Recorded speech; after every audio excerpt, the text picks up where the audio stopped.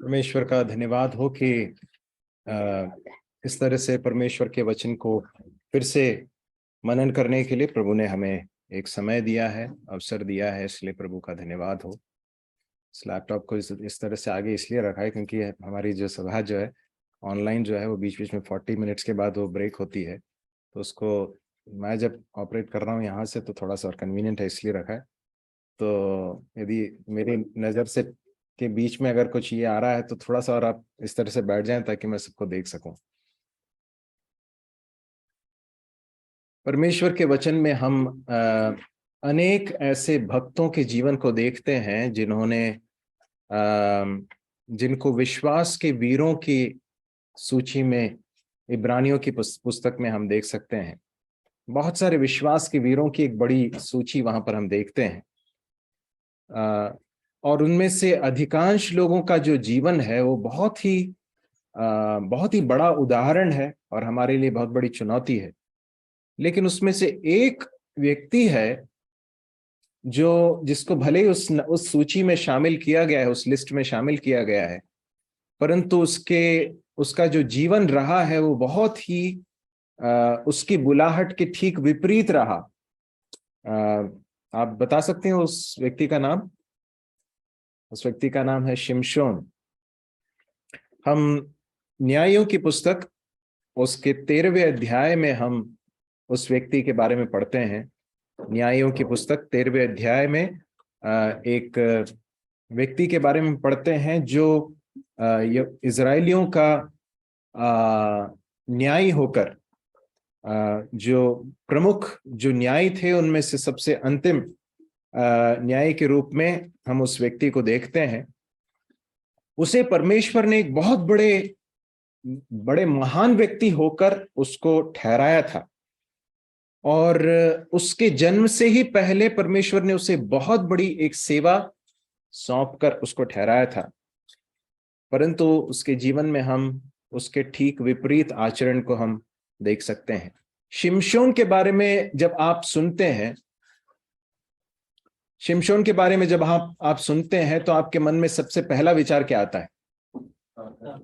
बहुत ही ताकतवर, है ना? शिमशोन के बारे में हमें ऐसा मालूम पड़ता है, हमारे मन में यह विचार आता है कि वो बहुत ही ताकतवर व्यक्ति था। सबसे ताकतवर व्यक्ति के रूप में बाइबल में उसे बताया गया है। कुछ घटनाएं बता सकते हैं कि उसने क्या किया था? जी, शेर को जो है उसने अकेले जो है उसने एक शेर को जो है उसने न सिर्फ मार डाला परंतु उसे फाड़ डाला करके लिखा है। फिर और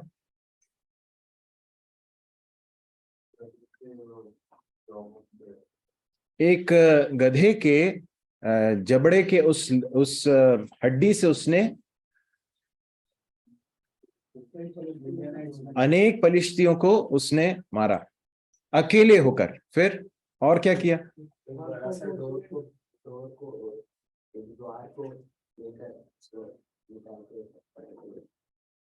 एक पलिश्तियों का एक नगर था जिसका जो फाटक है ना, बहुत ही मजबूत लोहे का रहा होगा, बहुत ही भारी भरकम जो है लोहे का फाटक था। उसे बिल्कुल आसानी के साथ उसको उखाड़ कर उसको लेकर वो चला गया। ऐसे बहुत सारी घटनाएं हैं जिन्हें देखकर सुनकर हम समझ सकते हैं कि शिमशोन एक साधारण व्यक्ति नहीं था। बहुत ही असाधारण शारीरिक सामर्थ्य उसको परमेश्वर ने दी थी।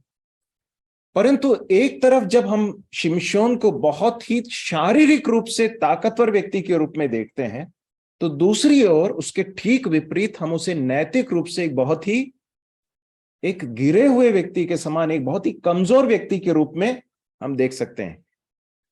Physically very strong but morally very very weak. और शिमशोन का जीवन इस बात के लिए एक बड़ी चेतावनी है कि यदि हम अपनी ही इच्छा के अनुसार अपने जीवन को यदि बिताते रहेंगे, अपनी इच्छाओं के लिए अपने आप को सौंप कर अपनी मनमर्जी के हिसाब से अगर अपने जीवन को अगर बिताएंगे, तो उसका परिणाम कितना भयानक हो सकता है, इसका एक बहुत बड़ा उदाहरण है शिमशोन का जीवन।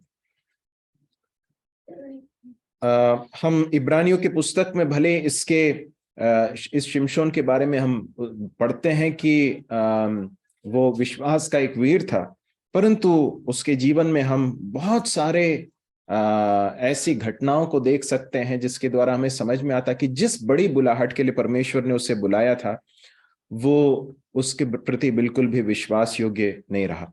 हम एक एक करके शिमशोन के जीवन से कुछ सच्चाइयों को देखने की, सीखने की कोशिश करेंगे। सबसे पहले शिमशोन के जन्म के बारे में हम देखेंगे। सबसे पहले निकाल लें न्यायियों की पुस्तक, उसका 13वां अध्याय। आप सभी ने निकाल लिया? सबको मिल गया है? हाँ, न्यायियों की पुस्तक उसका 13वां अध्याय निकाल लीजिए और उसके पहले कुछ पदों को पढ़ लें।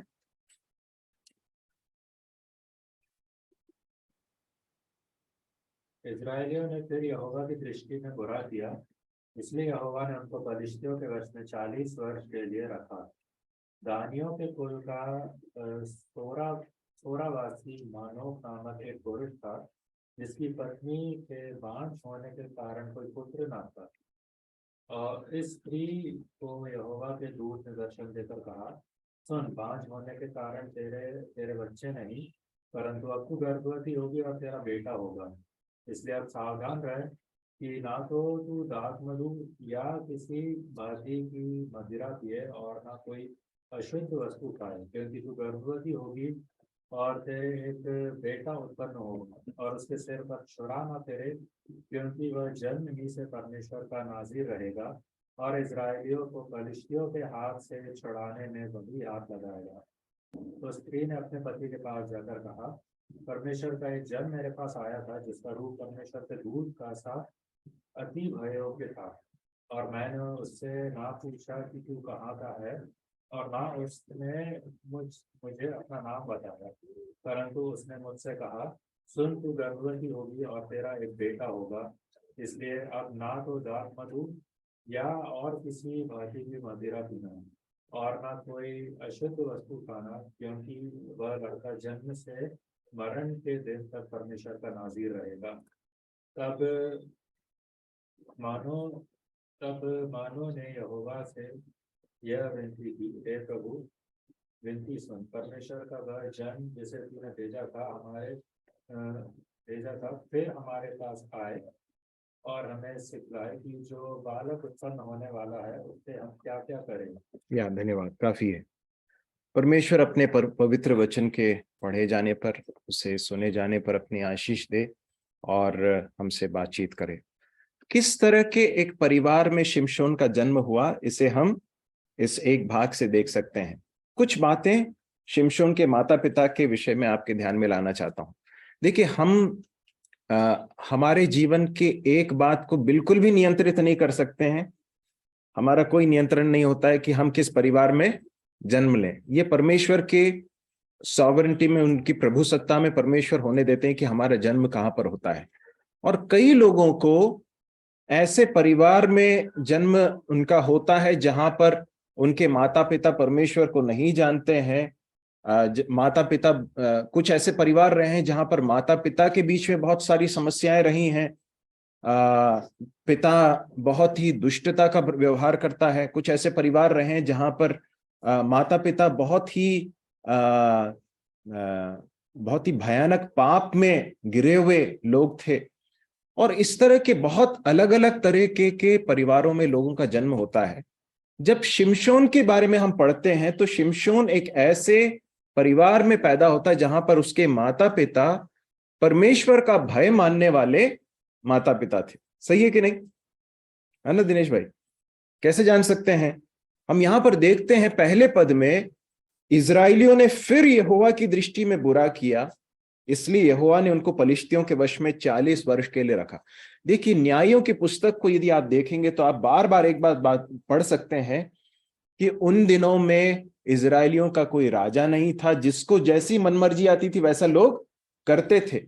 और इजरायली लोग परमेश्वर के विरुद्ध में जीवन जीते थे, परमेश्वर को क्रोध दिलाने वाले कार्य करते थे। और तब परमेश्वर क्या करता था? उनको दंड देता था, उनके विरोधियों के हाथ में उनको दे देता था।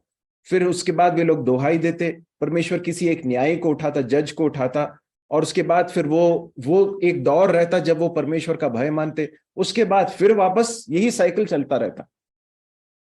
यहां पर हम क्या देखते हैं? वही स्थिति है। इजरायली लोग क्या कर रहे हैं? यहोवा की दृष्टि में बुरा कर रहे हैं, और परमेश्वर ने 40 वर्ष तक उनको क्या किया? पलिश्तियों के वश में जाने के लिए दे दिया, गुलाम होकर भेज दिया। अब क्या होता है? ऐसे एक माहौल में, जबकि इजराइल में कोई परमेश्वर का भय नहीं मान रहा, परमेश्वर की दृष्टि में बुरा जीवन जी रहा है, ऐसे समय पर एक कपल है, एक दंपत्ति है, एक पति और पत्नी है, जिन्होंने परमेश्वर का भय मानते हुए अपने जीवन को जीने के लिए अपने आप को दिया है। कौन है वो? क्या नाम है? मानो। और आप जानते हैं उसकी पत्नी का नाम यहां पर बताया भी नहीं गया है,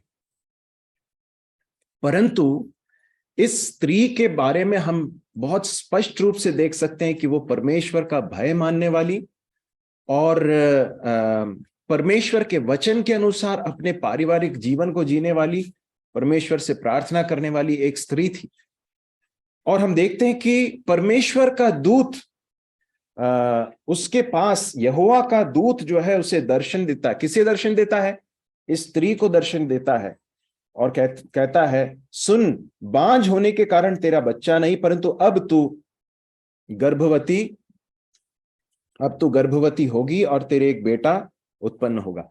तो यहां पर हम देखते हैं कि एक ऐसा परिवार है जो परमेश्वर का भय मानने वाला, परमेश्वर का भय मानने वाला परिवार है, और ऐसे एक पति पत्नी है जिनसे परमेश्वर इस पूरे माहौल में, दुष्टता के माहौल में बात करने के लिए उनको तैयार पाता है। देखिए, आज वर्तमान में भी हम देखें तो हम एक ऐसे दौर में रहते हैं जहां पर लोग परमेश्वर की आवाज को सुनने के लिए बिल्कुल भी प्रिपेयर्ड नहीं है, तैयार नहीं है। अपनी मनमर्जी के हिसाब से जीने वाले एक बहुत बड़े जनसमूह के बीच में हम लोग रहते हैं, और ऐसे समय में परमेश्वर ऐसे परिवारों को ढूंढ रहा है जो उसकी आवाज को सुनने के लिए तैयार है, जिनके साथ परमेश्वर कम्युनिकेट कर सकता है, जिनके साथ परमेश्वर संवाद कर सकता है। परमेश्वर ऐसे लोगों को ढूंढ रहे हैं, और उस समय पर परमेश्वर ने एक परिवार को खोज लिया। वो कौन सा था? मानो का परिवार। परमेश्वर के लोग, इजरायली लोग, सब अपने अपने कार्यों में व्यस्त थे। किसी को परमेश्वर की कोई परवाह नहीं, किसी को परमेश्वर के वचन के अनुसार चलने की कोई परवाह नहीं, परंतु एक परिवार है जो उसके लिए प्रतिबद्ध है, कमिटेड है, और परमेश्वर उनसे बातचीत करता है। यह है पहली बात जो इसके माता पिता के बारे में समझी जा सकती। दूसरी बात, इसके 5वें पद को आप पढ़ें। क्योंकि तू गर्भवती होगी और तेरे एक बेटा उत्पन्न होगा, और उसके सिर पर छुरा न फिरे, क्योंकि वह जन्म से ही परमेश्वर का नाजिर रहेगा, और इस्राएलियों और फलिस्तियों के हाथ से छुड़ाने में वही हाथ लगाएगा। देखिए, यहां पर अगली बात हम देख सकते हैं इस परिवार के बारे में, वो ये है कि ये एक ऐसा परिवार था जिसके द्वारा परमेश्वर अपने उद्देश्यों को पूरा करने जा रहे थे। ये एक ऐसा परिवार, ऐसे पति पत्नी है जो परमेश्वर के उद्देश्यों के लिए जीने के लिए प्रतिबद्ध हैं, who were committed to fulfill God's purpose in their life। बाकी सब लोग अपने अपने एजेंडा को फुलफिल करने में लगे हुए हैं, सब अपनी अपनी इच्छा को, अपनी योजनाओं को सब पूरा करने में लगे हुए हैं, लेकिन एक पति पत्नी है जो परमेश्वर हमारे जीवन में क्या, परमेश्वर के उद्देश्य पूरे होने के लिए उन्होंने अपने आप को सौंपा था। इसलिए परमेश्वर कहता है कि तेरा एक बेटा उत्पन्न होगा, और वो क्या करेगा? इजरायलियों को पलिश्तियों के हाथ से छुड़ाएगा। ये परमेश्वर का उद्देश्य था। परमेश्वर एक न्यायी को जब उठाने का परमेश्वर ने निर्णय लिया, एक जज को रेज करने के लिए परमेश्वर ने निर्णय लिया, परमेश्वर ने किसे चुना? मानो और उसकी पत्नी को। क्यों? क्योंकि वे परमेश्वर के एजेंडा के लिए, परमेश्वर के कार्य के लिए, उद्देश्य के लिए अपने आप को उन्होंने सौंपा था। तीसरी बात, इसी 5वें पद में हम पढ़ते हैं कि वो यहोवा का नाजीर रहेगा, वह जन्म से ही परमेश्वर का नाजीर रहेगा। ये नाजीर क्या है? नाजीर का अर्थ यह है कि वो परमेश्वर के लिए अलग किया हुआ होगा, और उसके बारे में कुछ बातें बताई गई हैं कि उसके सिर पर छुरा ना फिरे, और आगे भी बहुत सारे निर्देश जो है उसके लिए दिए जाते हैं। तो एक ऐसा परिवार जो परमेश्वर के अलगाव के सिद्धांतों को पूरा करने के लिए प्रतिबद्ध था, a family which was committed to follow a life of separation, a life of holiness. देखिए, परमेश्वर के लिए अगर अलग किए हुए एक बेटे को अगर बढ़ाना है तो माता पिता को भी वैसा ही जीवन जीना पड़ेगा कि नहीं पड़ेगा? सही कि नहीं? ऐसा नहीं हो सकता है कि मैं और मेरी पत्नी जो है हम अपनी मर्जी से जिएं और फिर हम अपने बच्चों को परमेश्वर के रास्ते पर चलाएं। ऐसा हो सकता है क्या? ऐसा नहीं हो सकता है।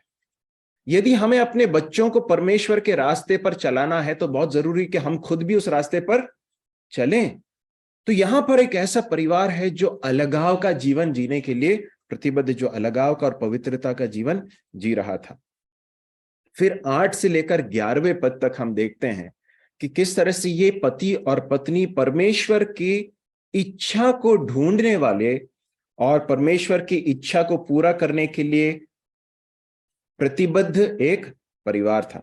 8वें पद में हम पढ़ते, मानो ने यहोवा से यह विनती की, हे प्रभु, विनती सुन, परमेश्वर का वह जन जिसे तूने भेजा था फिर हमारे पास आए और हमें सिखलाए कि जो बालक उत्पन्न होने वाला उससे हम क्या क्या करें।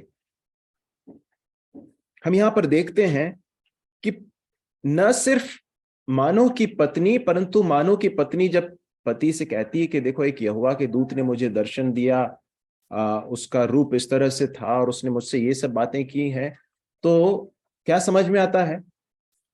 मानो ने क्या किया? मानो ने ये नहीं कहा कि तुम्हारा सिर घूम गया है तो सपना देखा होगा तुमने, हाँ? ऐसा नहीं कहा। वो क्या करता है? वो क्या करता है? पत्नी की बात को सुनने के बाद वो कर क्या रहा है? वो नहीं, क्या लिखा है वहां पर? वो प्रार्थना करता है। देखिए, प्रार्थना जो है परमेश्वर के से कुछ मांगने के लिए सिर्फ नहीं होता है, परंतु परमेश्वर की इच्छा को जानने और उसे सुनिश्चित करने के लिए भी बहुत ही महत्वपूर्ण है। और यहां पर हम देखते हैं कि ये पत्नी जब पति से कहती है जाकर, तो पति और पत्नी दोनों परमेश्वर के सन्मुख जाकर प्रार्थना कर रहे हैं प्रभु की इच्छा को जानने के लिए। प्रभु ये क्या है, आपकी ओर से है क्या, है ना? और आगे जाकर हम देखते हैं कि वो ये भी पूछ रहे हैं कि प्रभु यदि आप ऐसी एक संतान हमें देंगे तो उसे किस तरह से हमें बढ़ाना है। अपने बच्चों की परवरिश के विषय में परमेश्वर के सन्मुख जाकर प्रार्थना करने वाले एक माता पिता को हम यहां पर देखते हैं। एक और बात मेरे मन में आई कि ये पति पत्नी एक दूसरे से प्रेम करने वाले भी एक दंपति था। कैसे जान सकते हैं? पत्नी को परमेश्वर के दूत ने दर्शन दिया, उसका प्रत्युत्तर क्या था? उसने तुरंत जाकर अपने पति से कहा। देखिए, पति और पत्नी के बीच का जो संबंध है वो कितना मजबूत है, उसका एक प्रमुख आधार यह है कि उनके बीच का कम्युनिकेशन कैसा, उनके बीच का संवाद कैसा है। जब कुछ भी बात होती है तो पति और पत्नी के बीच में तुरंत संवाद होता है कि नहीं, बात होती है कि नहीं। और न सिर्फ संवाद एक पति और पत्नी को, मसीह परिवार को मजबूत नहीं करता है, परंतु उससे कहीं अधिक बढ़कर परमेश्वर है जो एक पति और पत्नी को के संबंध को मजबूत करता है, दृढ़ करता है। यहां पर हम देखते हैं जैसे ही पत्नी इस बात को पति के साथ कहती है तो क्या करते हैं? दोनों एक साथ मिलकर परमेश्वर के मुख की ओर देखते हैं, प्रभु से बात करते हैं, प्रभु से बातचीत करते हैं, प्रार्थना करते हैं। इसलिए एक बहुत ही प्रेम करने वाले माता पिता परमेश्वर ने शिमशोन को दिए। सही है कि नहीं? परमेश्वर की आवाज को सुनने वाले माता पिता दिए, है ना?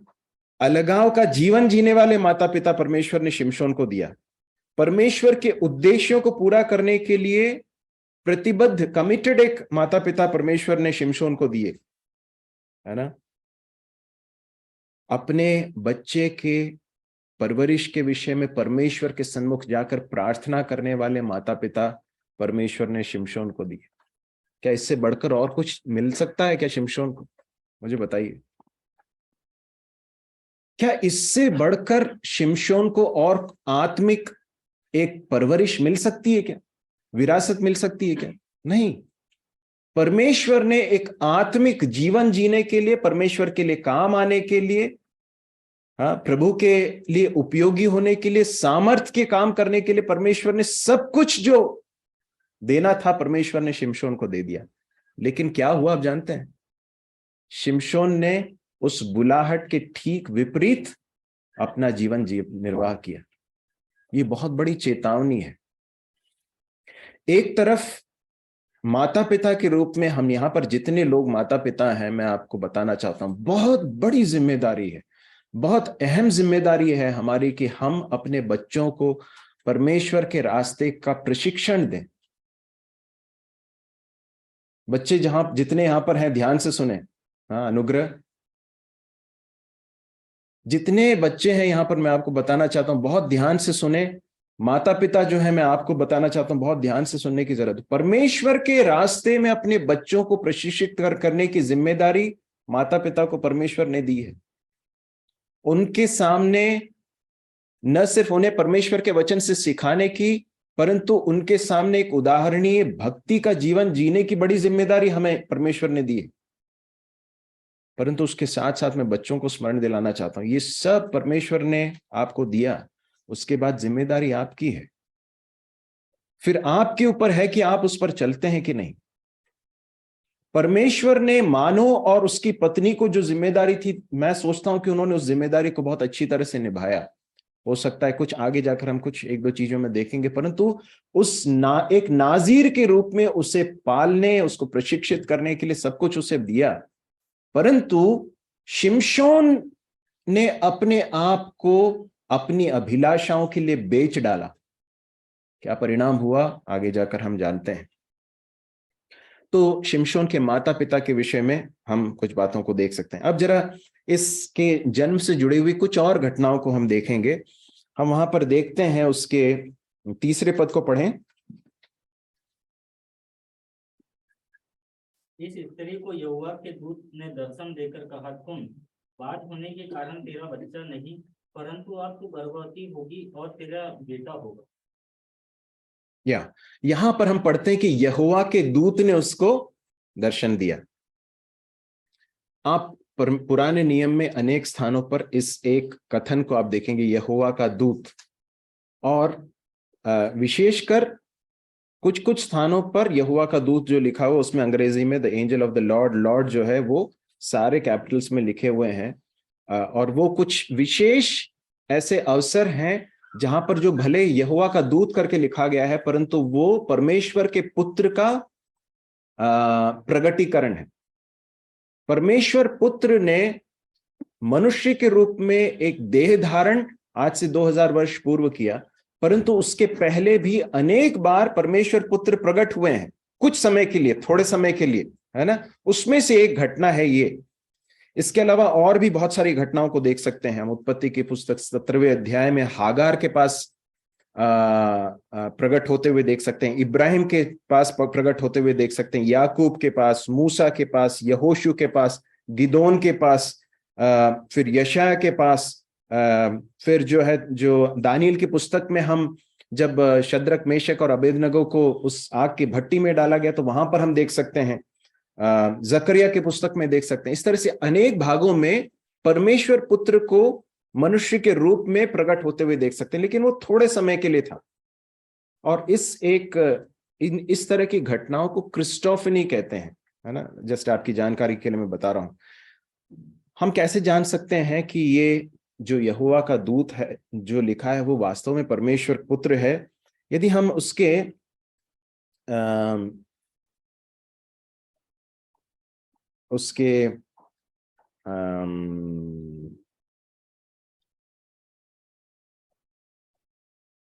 17वें पद को देखें, 17वें पद को पढ़ें, 17 और 18 पढ़ें। मानो ने यहोवा के दूत से कहा, अपना नाम बता, इसलिए कि जब तेरी बातें पूरी हो तब हम तेरा आदर मान कर सकें। यहोवा के दूत ने उससे कहा, मेरा नाम तो अद्भुत है, इसलिए तू उसे क्यों पूछता है। यहाँ पर हम देखते हैं कि मानो पूछता है कि उस दूत से पूछता है कि आपका नाम क्या है, और वो क्या कहता है कि तू मुझसे मेरा नाम तो अद्भुत है, इसलिए तू उसे क्यों पूछता है। देखिए, यदि आप यशाया की पुस्तक में आप देखेंगे तो उसके 9वें अध्याय के 6वें पद में हम पढ़ते हैं कि प्रभु यीशु मसीह के जन्म के बारे में, या परमेश्वर के पुत्र के जन्म के अवतरण के रूप में, देह धारण के बारे में हम पढ़ते हुए, उसमें से एक जो नाम है प्रभु यीशु मसीह का, वो क्या है? अद्भुत युक्ति करने वाला, अद्भुत, इज वंडरफुल। और आगे जाकर हम देखते हैं कि जब इन्होंने उस बलिदान को चढ़ाया, तो उस बलिदान को किसने स्वीकार किया? उस यहोवा के दूत ने स्वीकार किया, और उन्होंने उसको दंडवत करके उसकी आराधना की। इस बात को हम देख सकते हैं। तो एक बात स्पष्ट समझ में आती है कि परमेश्वर का पुत्र जो है वो इस पति पत्नी के पास आकर दर्शन देकर एक बहुत ही एक बड़ी घटना जो उनके जीवन में होने वाली है उसके बारे में बताता है। ये लोग प्रार्थना करते हैं और इस तरह से एक बहुत ही आश्चर्यजनक रीति से एक बांझ स्त्री को परमेश्वर एक संतान देता है, जिसके द्वारा परमेश्वर इजरायली लोगों को छुटकारा देता है। एक और बात जो मैं आपके ध्यान में लाना चाहता था वो यह है कि इस एक घटना से एक और बात समझी जा सकती है, वो यह है कि परमेश्वर बहुत ही साधारण दिखने वाले लोग, ऐसे लोग जिनको कोई नहीं जानता, उनकी भी परवाह करने वाला परमेश्वर है। मानो और उसकी पत्नी जो है वो उस पूरे इजराइल में शायद कोई भी उन्हें ध्यान नहीं देता होगा, या फिर बहुत ही साधारण लोग रहे होंगे, परंतु परमेश्वर उनको देख रहा था, है ना। परमेश्वर उनके जीवन को ध्यान से देख रहे थे और परमेश्वर ने उनको अपने बड़े कार्य के लिए चुना। मैं आपको बताना चाहता हूं कि परमेश्वर बहुत ही साधारण लोगों को, साधारण से साधारण लोगों को अपने असाधारण कार्य के लिए चुनते हैं। और इसलिए आप कभी ये मत सोचिए कि मेरे पास बहुत ज्यादा कुछ बोलने की ताकत, मैं नहीं जानता बहुत ज्यादा बोलना, मेरे पास बहुत ज्यादा गिफ्ट्स नहीं, ये सब मत सोचिए। एक बात जो बहुत ही महत्वपूर्ण है वो यह है कि हम परमेश्वर के लिए किस तरह से उपलब्ध हैं। क्या हमारा जीवन परमेश्वर के सामने ग्रहण योग्य है? यदि वो है तो फिर परमेश्वर के लिए कोई रुकावट नहीं है हमारी सीमाएं। प्रभु हमारी सहायता करे कि हम अपने आप को परमेश्वर के लिए दे सकें।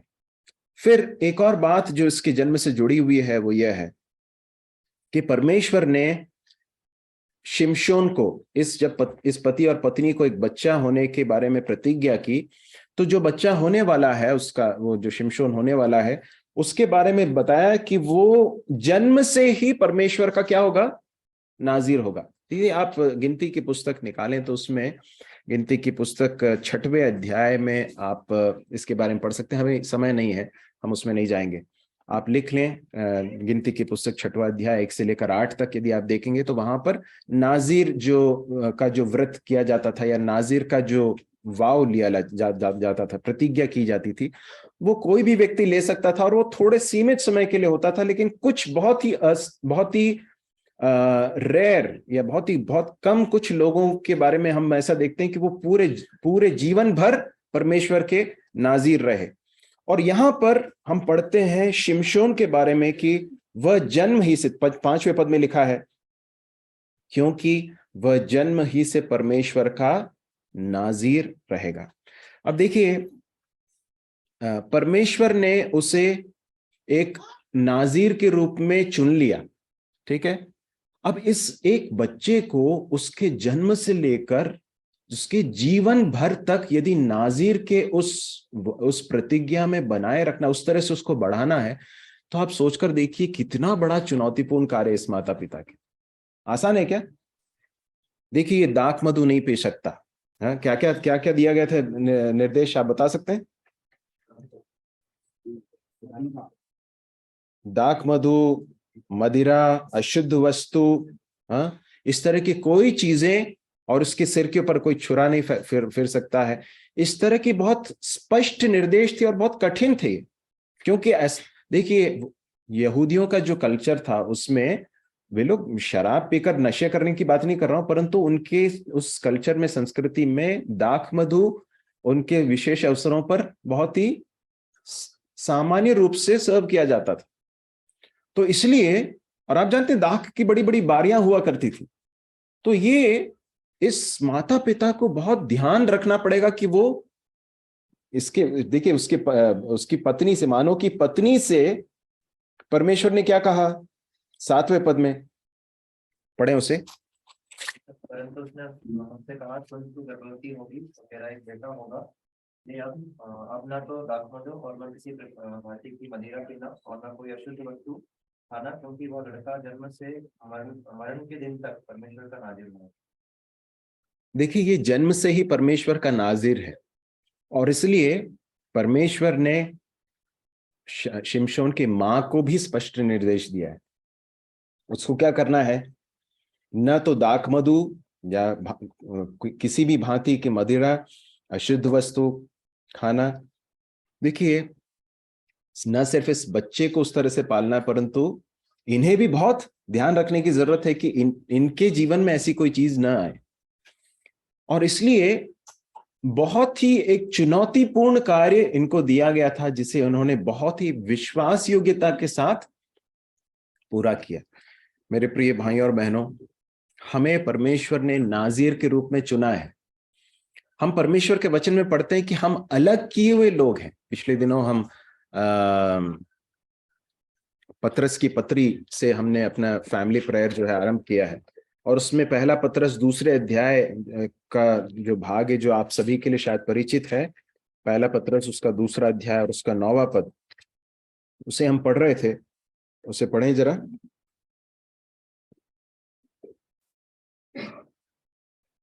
पर तुम एक चुना हुआ वंश और राजपदधारी याजकों का समाज और पवित्र लोग और परमेश्वर की निज प्रजा हो, इसलिए कि जिसने तुम्हें अंधकार में से अपनी अद्भुत ज्योति में बुलाया है, उसके गुण प्रकट करो। हम परमेश्वर के द्वारा चुने हुए लोग हैं। आज भाई बेंजी ने इस बात को स्मरण दिलाया कि हमें परमेश्वर ने चुन लिया। क्यों चुन लिया हम अभी भी नहीं समझ सकते। अनंतता भी शायद इस बात में हम हमारे लिए बड़ा एक भेद रहेगा कि परमेश्वर ने हमसे क्यों प्रेम किया, क्यों हमें चुन लिया। लेकिन यहाँ के लिए क्या लिखा है? चुना हुआ वंश, राजपदधारी याजकों का समाज, पवित्र लोग, परमेश्वर की निज प्रजा हो। हमें परमेश्वर ने अलग किया है। We are a separated people. और इसलिए बहुत ही जरूरी है कि हम इस बात को याद रखें, जिस तरह से परमेश्वर ने शिमशोन को एक नाजीर के रूप में अलग किया, वैसे हम भी अलग किए हुए लोग हैं। परंतु कितनी दुख की बात है कि शिमशोन ने उसके ठीक विपरीत आचरण किया। कई बार हम बहुत जल्दी से शिमशोन को तो बहुत जल्दी हम दोषी ठहरा देते हैं, परंतु यदि हम अपने जीवन को देखें तो हम देख सकते हैं किस तरह से कई बार अपनी बुलाहट के ठीक विपरीत हमने आचरण किया है। हम अपने जीवन को अशुद्ध चीजों से अशुद्ध करते रहते हैं। ऐसी चीजें जो परमेश्वर की दृष्टि में वर्जित हैं, उनके साथ हम खिलवाड़ करते हैं। शिमशोन का जीवन इस बात का एक बहुत बड़ी चेतावनी है कि इसकी एक कीमत चुकानी पड़ सकती। यदि हम परमेश्वर की बुलाहट के, बड़ी बुलाहट के अनुसार अपने जीवन को व्यतीत नहीं करेंगे, तो इसका परिणाम भी है, इसका एक कॉन्सिक्वेंस है, इसकी बड़ी एक कीमत है जिसे चुकानी पड़ सकती है। 5वें पद में हम पढ़ते हैं, परमेश्वर ने एक बहुत बड़ी सेवा सौंपी थी। किसको सौंपी थी? शिमशोन को। क्या लिखा है? पढ़ेंगे उसे। उसके अंतिम भाग में लिखा है, इजराइलियों को पलिश्तियों के हाथ से छुड़ाने में वही हाथ लगाएगा। परमेश्वर ने शिमशोन को अपने लोगों के न्यायी के रूप में, छुड़ाने वाले एक व्यक्ति के रूप में परमेश्वर ने उसे इस संसार में भेजा, या इस परिवार में भेजा। देखिए, जब परमेश्वर ने इसे चुनकर भेजा, तो वो किस रूप में था? शिमशोन क्या था वो? जब वो पैदा हुआ तो कैसा था? वो छोटा सा बच्चा था ना। परंतु परमेश्वर के उद्देश्य के लिए उसे पालने की जिम्मेदारी किसकी है? मानव और उसकी पत्नी की है। He was sent as a baby, but he has to be raised up for that calling.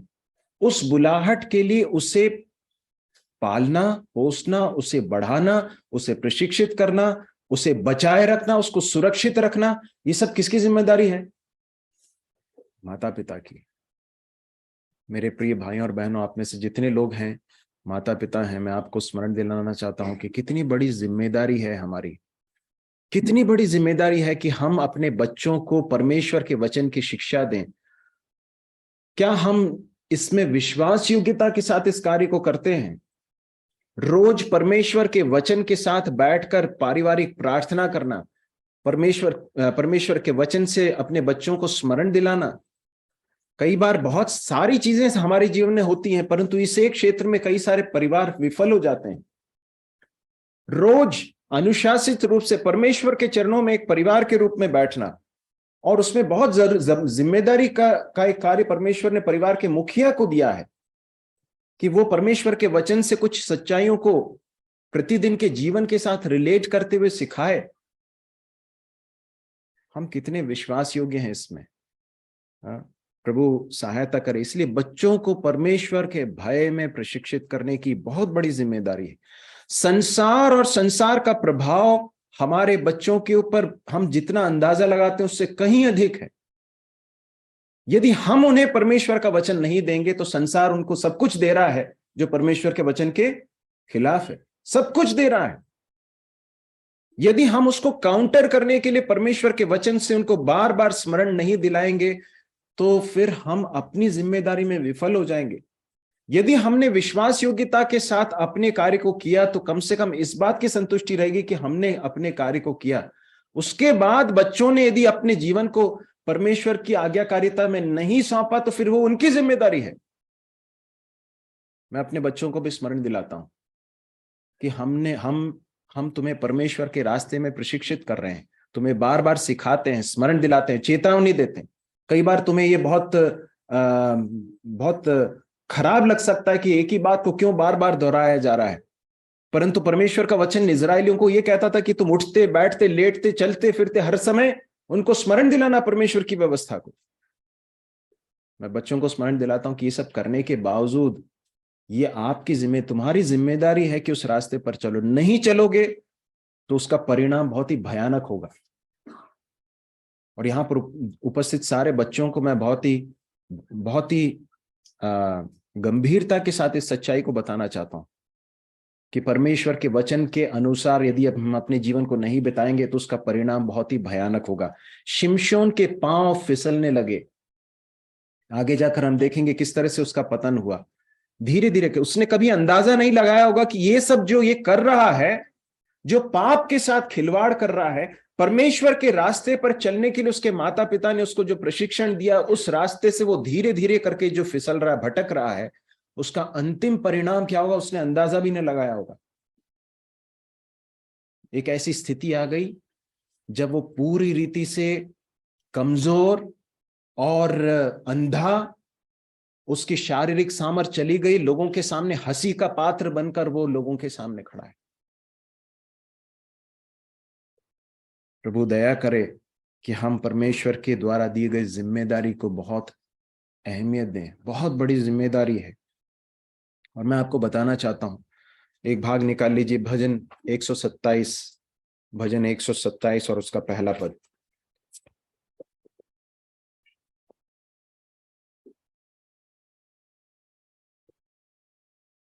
यदि घर को यहोवा ना बनाए तो उसके बनाने वालों का परिश्रम व्यर्थ होगा। यदि नगर की रक्षा यहोवा ना करे तो रखवाले का जागना व्यर्थ ही होगा। क्या लिखा? यदि घर को यहोवा न बनाए तो उसके बनाने वालों का परिश्रम व्यर्थ होगा। जो कुछ परमेश्वर ने एक माता पिता के रूप में करने के लिए मुझे और आपको दिया है, ध्यान से सुनिए इस बात को।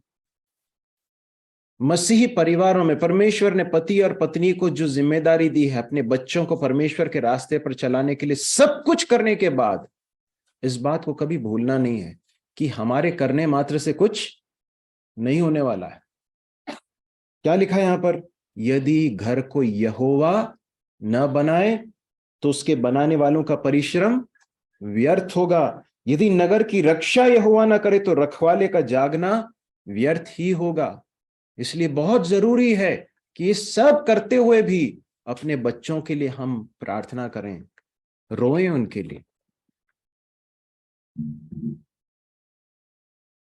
परमेश्वर के सामने आंसू बहाएं कि प्रभु आप उनकी रक्षा करें। मैं आज जब इस तरह से आपके सामने खड़ा हुआ हूं, मैं आपको बताना चाहता हूं कि बहुत सारे ऐसे समय रहे जब मैं फिसल सकता था, जब मैं पाप में गिरकर अपने जीवन को तबाह कर सकता था। लेकिन मैं ऐसा सोचता हूं कि परमेश्वर की बड़ी दया मुझ पर हुई और मेरे माता पिता के आंसुओं से भरी हुई प्रार्थना के कारण मैं उनमें से बचा रहा। और मैं सोचता हूं आप में से अनेक लोग ऐसे हैं जो यहां पर इस बात की गवाही दे सकते हैं। सही है कि नहीं? हम अपने जीवन को बर्बाद कर सकते थे, गलत रास्ते पर जाकर अपने जीवन को अनुपयोगी बना सकते थे। परमेश्वर की करुणा हम पर हुई जो हम इस तरह से बचे हुए हैं। क्या हम इस बात को समझते हैं कि प्रार्थना करने की कितनी बड़ी जिम्मेदारी है हमारे ऊपर? समय निकालें, अलग से समय निकालें। माता पिता, मैं आपको बताना चाहता हूं, बहुत बड़ी जिम्मेदारी है, क्योंकि इतने एक दुष्टता से भरे हुए संसार में हम जी रहे हैं और हमारे बच्चे बढ़ रहे हैं। प्रभु दया करे। मैं अपनी पत्नी से भी कहता हूँ, मेरी कई बार इच्छा रही कि मैं जितने माता पिता हैं यहाँ पर बच्चे वाले, उनके साथ बैठकर कुछ बातें पेरेंटिंग के बारे में कहूँ, लेकिन मैं कई बार हिचकिचाता हूँ, डरता हूँ। क्यों मालूम है? क्योंकि मुझे ऐसा लगता है कि मैं उस दौर में पहुंचा नहीं हूं अभी, क्योंकि मेरे बच्चे भी बढ़ रहे हैं।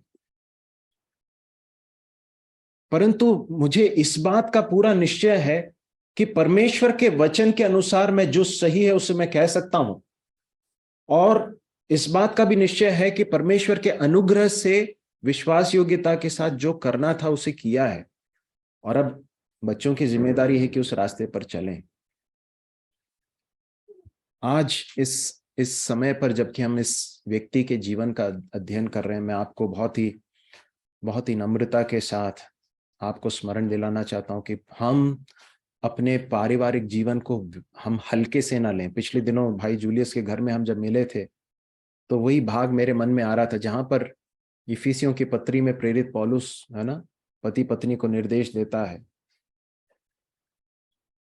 परमेश्वर ने मसीही परिवारों को बहुत बड़े उद्देश्य के साथ रखा है कि परमेश्वर अपने ज्ञान को संसार पर प्रकट करे।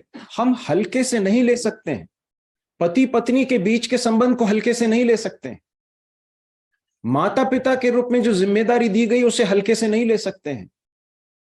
ये सब परमेश्वर की प्रतिष्ठा के साथ, हमारी गवाही के साथ, सुसमाचार के साथ जुड़ी हुई चीजें हैं। प्रभु हमारी सहायता करे कि हम बहुत गंभीरता से इसे लें। और प्रिय बच्चों, मैं आपको फिर से स्मरण दिलाना चाहता हूं, परमेश्वर ने सारे प्रबंध आपको दिए हैं। माता पिता दिए जो परमेश्वर का भय मानते हैं, कलीसिया दी है जहां पर परमेश्वर का वचन सिखाया जा रहा है, अनेक बार परमेश्वर के वचन से चेतावनियां दी गई हैं, शिक्षा दी गई है। ऐसा ना हो कि ये सब जानने के बाद, ऐसा इन सारी बातों को सुनने के बाद आप विद्रोह करके परमेश्वर के विरोध में चले जाएं और आपके लिए बहुत नाश का कारण हो। ऐसा ना हो। प्रभु हमारी सहायता करे। परमेश्वर के वचन के सुने जाने पर प्रभु अपनी आशीष प्रदान करे और हम सब बहुत ही भय भक्ति के साथ अपने जीवन को बिता सकें। परमेश्वर हमारी सहायता करे।